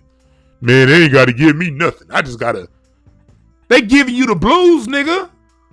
They giving you that. They giving you the blues and you paying taxes.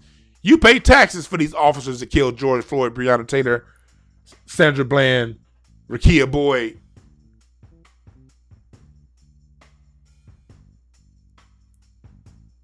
And on and on and on and on. You pay for that.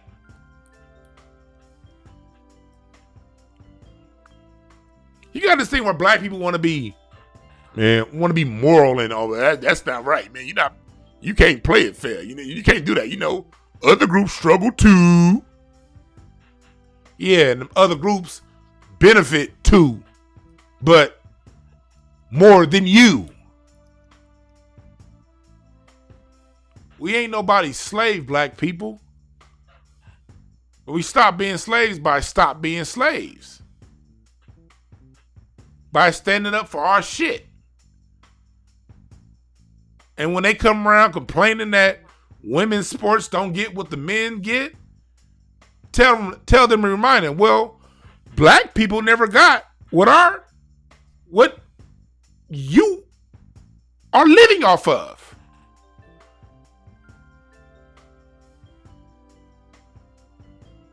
You only where you are right now because of what we fought for. And now you want to cry and complain that you ain't getting enough and use a black person as the example? Bitch, please.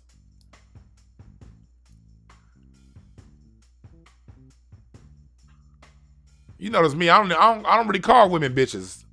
I really don't. That's not in my lexicon to describe women. But like Ice Cube said, a bitch is a bitch.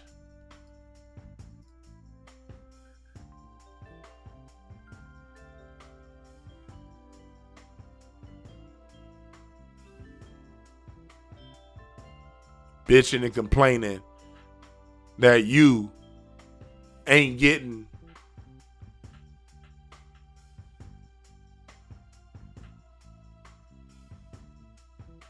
off what we fought for.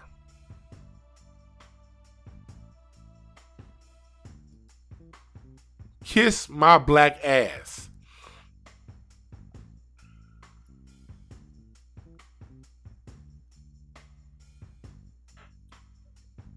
That's true. Craig did have a dope ass quote, Eastwood. Once you believe in you, then all this shit will stop. We got to believe in ourselves. And that's why I bring this program to you guys. And I thank you guys from the bottom of my heart for listening. Because like I always say, black people ain't stupid. We just misinformed. But when we have right, accurate information, we make good decisions. That's why I bring on Brother Kaba Kamene. That's why I bring on certain things that people may consider spookism or whatever, but they still are shit.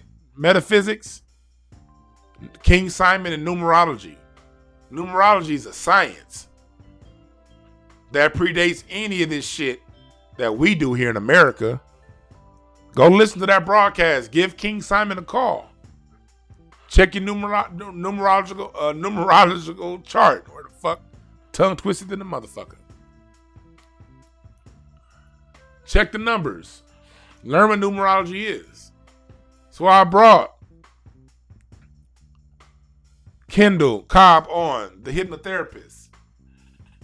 Hypnotherapy is an old school thing. That go back tens of thousands of years. Getting into your brain's subconscious theta state and reprogramming it there. Everything don't work for everybody. All of it may not work for you, but never let the outlier has never changed the rule. It works. Know yourself. Know yourself. Know yourself. Know where you come from. Know your culture. I present this program and I offer this program to you guys to help get in contact with that culture, with who you are, with your sciences, with you. Because the more we know, the more we understand about ourselves, the less these fuck people can do anything against us. Look, these other groups gotta use us because they ain't strong enough to do this shit on their own.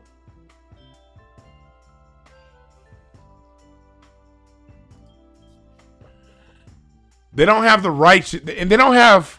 Another thing is, the reason why they need to use us is because they ain't got God behind them. They don't have truth and justice behind them. When you're talking about women's rights, these are women who know they don't fuck with niggas. They know they ain't got shit morally on their side. So they gotta attach themselves to the moral people.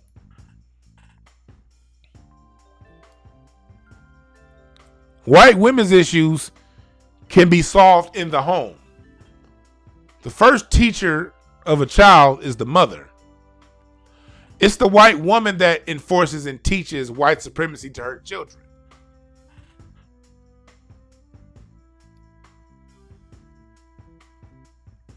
Did I say too much? Y'all look goddamn crazy marching and arm in arm with white people in the streets when you got to go back to the ghetto and she goes right back to the home of the person she's marching against. She has a say in how these white men and how white society is policed. But she raises these little white supremacists.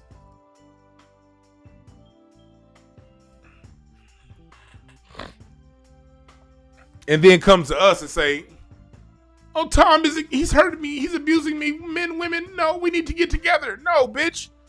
You need to learn how to fucking raise your kids right. And you can fix your issues in one generation. But you don't want to do that because white supremacy benefits you. You get nothing without your sons going out there militarily and enforcing the system of white supremacy down everyone else's throat. You know that's where your come up comes from, white women. You know that. And you know the only way to get a little more out of that, because you've raised such a degenerate son that won't share with you, is to go to the groups that he dominates, play sympathy, and get some of what he said he was going to give them. That's how evil and diabolical the white women's movement is. Befriending you to take what she knows her son, her husband, her cousin, her brother created for you, because he ain't gonna give no more of his. She's not saying, okay, daddy, okay, son, give me more of your cut. She's not saying that. She's saying, give me more of the cut that you set aside for the niggas. This ain't personal because all women ain't like all. This ain't about all white women. This is about all the white women that participate in this bullshit. Which is a fuck ton of y'all. And like Brother Copper said, I don't have the time to decipher and decipher who is who. So yes, I'll paint you with a broad brush. Y'all paint us with a broad brush. Why not? Y'all don't play fair. I don't play fair. As a black person, I gotta pay for the sins of my fathers. Well, actually, which weren't even sins. Their only sin was the color of their skin. As a black person, I gotta pay for the sins of Pookie down the street who shot up 3 people. That becomes a black thing. One black person beats up an Asian. Now black people got to get together. So why is it that I gotta pay and for the sins of people who aren't mine, but you don't?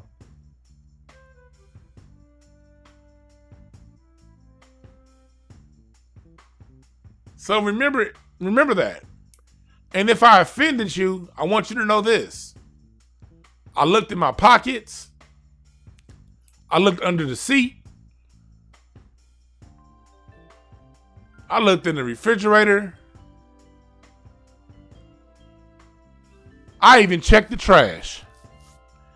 And nowhere I checked could I find 1/3 of one fuck to give about how you feel about this message. Because when you're done feeling hurt, when that feeling subsides, you'll go back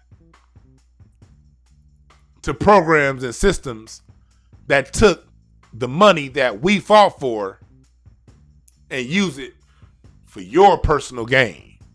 So fuck your feelings. I'll exchange you.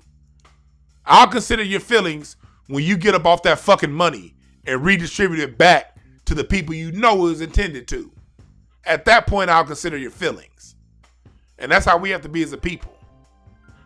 I'm only going to consider these other groups' feelings when these other groups get off their rusty asses and say, okay, I'm going to take the money that we're getting, that those black people fought for, and ensure that these black people get first dibs at the money, and we'll take whatever's left over. Because one thing about us black people, we always share. We always sharing. So when I see women, white women, immigrants, Asians, these other groups give up the dollars, the money, and reallocate it back to black people, the people who fought for the money, at that point, I'll consider your feelings. But in the meantime, in between time, fuck your feelings. I don't give a fuck, nigga. Fuck your feelings. And fuck you for asking that I care about your feelings. Straight up. Straight up.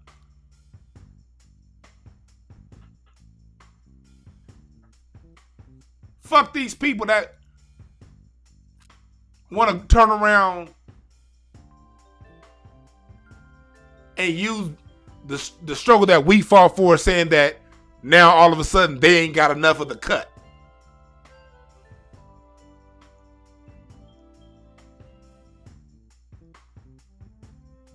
Fuck these people. Straight up. I said it.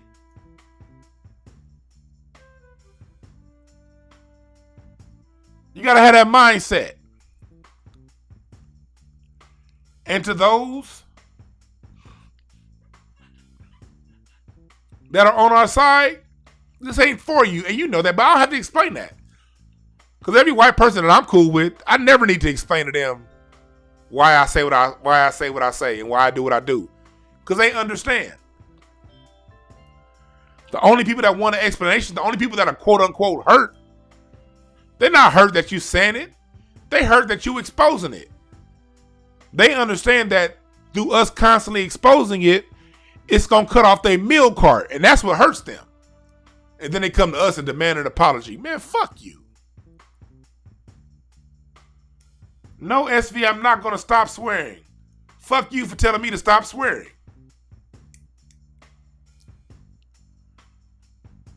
Curse words are a part of the language. Deal with it. If you don't like it, fuck you too. Yes, I said it. We tell the truth here.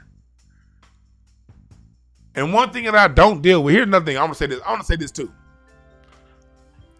Whenever someone is coming at you and they're mad at you because of how you said something, you're dealing with a person that's not serious about solving said problem.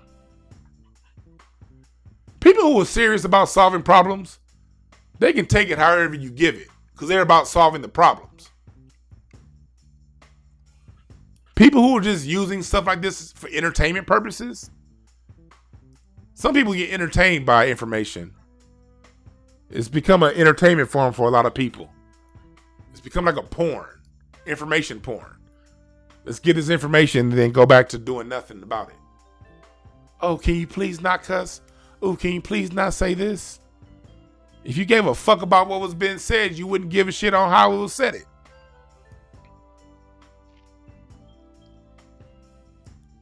So yes, you can guarantee I will continue to cuss. I'm not Boyce Watkins. I'm not going to apologize for cussing. Because y'all be seeing Boyce. I ain't seen Boyce in a while, but Boyce videos. Yeah, man, I don't know, man, but they need to fucking stop. I need to stop cussing. I keep telling myself I'm going to stop cussing. I apologize for stop cussing. No, nigga, I'm not Boyce Watkins. I ain't apologizing for shit.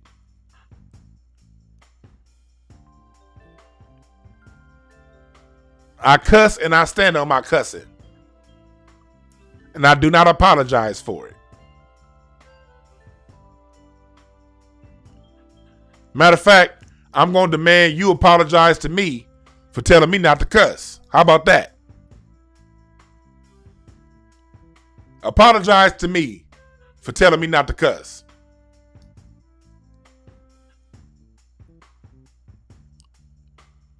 You don't tell Picasso how to paint a fucking which paint brushes to use to make a painting. You just appreciate the art or dislike the art. Either way is fine. But that's one thing we gotta get over as a people. Oh, the person didn't say it right. So the fuck what? That's why I end every broadcast with there are no perfect messengers. Only perfect messages for those who are willing to pick up game. Because the willing can take it however you get it. They're going to take the message. They ain't going to say, man, that nigga got a gap too, so I can't listen to him. The willing don't say, I can't listen to them because they cuss too much.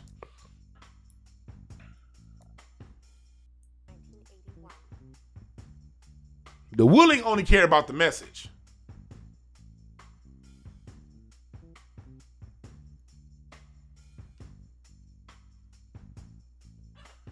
So no, y'all learn that shit from Boyce where he cussed and apologized for cussing. You ain't getting that shit to me. I don't apologize for cussing. Fuck you if you don't like it. That's right, Gail. Hey, people like to cuss are the best because we are honest than a motherfucker.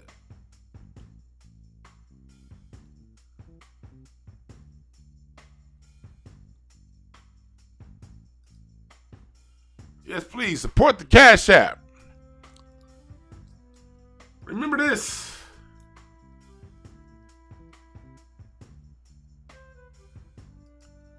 I got my t-shirts. Black people don't owe anybody anything but an ass whooping. Dr. John Henry Clark. My Scholars t-shirt.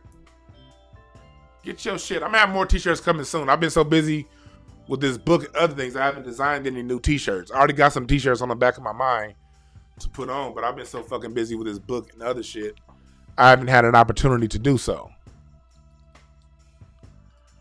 Enroll in my webinar. The book is going to be here too pretty soon. But if you enroll in the webinar, you get the book for free, along with other course materials to help you get off your rusty ass and get to going with what you know you need to get to going on. We all got our own unique goals. My motivation guidebook and course will help you find that. Limited capacities. Tickets are already selling. So get yours as soon as possible. A month from today, May 2nd. Sunday, May 2nd. Get your ticket now. Because I have limited availability. I'm not taking in too many people because I like to be able to get back to and answer everyone's questions. I'd like to be able to spend some amount of time with everyone that have questions on the self-motivation guidebook.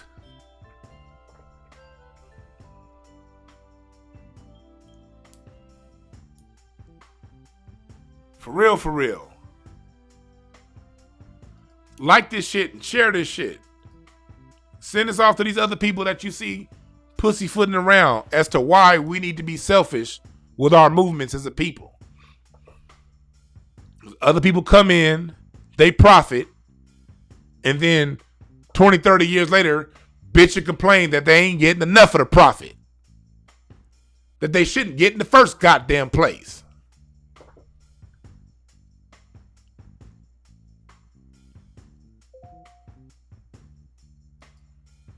Good one, Dr. Doom. Anyone concerned about the tone of the message is a hit dog hollering. Facts. I appreciate the Cash App, David Bell. Appreciate that. I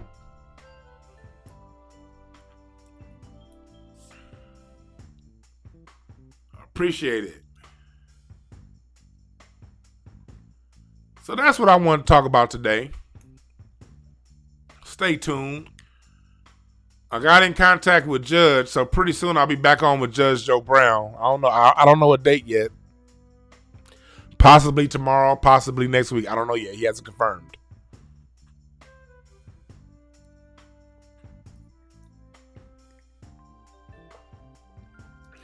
I will have Randy Short back on here whenever he gets through his technical issues. We'll have him back on here. But his shit, his phone, his computer has an issue with Skype, and I do all of my shit through Skype. And Skype don't fuck with Dr. Randy Short. I don't know what the fuck is going on between he and Skype, but they don't work together too well. So when he gets that worked out, I will have him back on. On Instance and Ashtrays, I got my music show coming up. Check out my first 2 interviews. And I'm about to start DJing some sets on Spotify to point you in the right direction as to where the real funk is, where the real soul is. Explaining the music. My Incense and Ashtrays playlist on Spotify. Look it up. All that shit's here.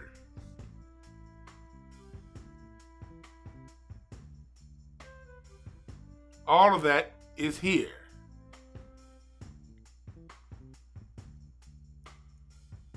All of that's here. Yeah, Dr. Short's channel got deleted, yep. Yeah, they fucking with Randy Short, so we're going to have him on whenever we can get past these technical difficulties. I told Dr. Short about, you got to code up some of the things that you're saying or they're going to come right after your ass.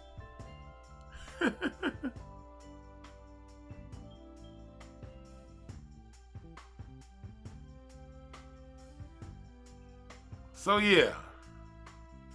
Thank y'all again for joining. And I will end this broadcast like I end every other broadcast. There are no perfect messengers. Only perfect messages for those who are willing to pick up the game. Stop letting these other motherfuckers benefit off us without us being loud, speaking up against it. We have to be the generation that makes other people uncomfortable. They already don't like us. We got to make these motherfuckers uncomfortable without to say our fucking names if we ain't getting all of the benefit. If we're not getting 100% of the benefit, keep our fucking names out your mouth. Get whatever benefits you get on your own. If trans people want rights, fine. I have no issues with that. But that's a trans struggle. It ain't a black thing. If gay people want rights, if women want more rights, if immigrants want more rights, if Asians want more rights, that's all fine, good, and dandy. I'm with it. I'm not against nobody. But you hold your own nuts and you go fight for your own rights. Leave us out of it.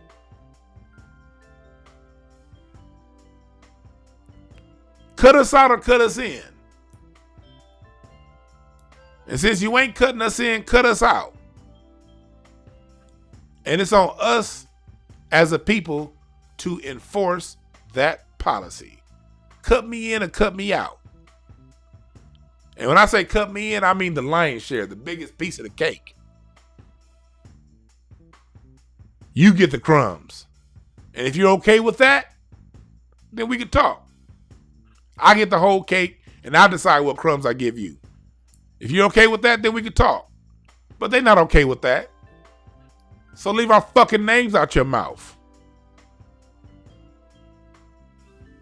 And get it however you get it, as long as that getting it don't include us.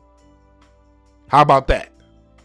How about that be the new policy for 2021 moving forward?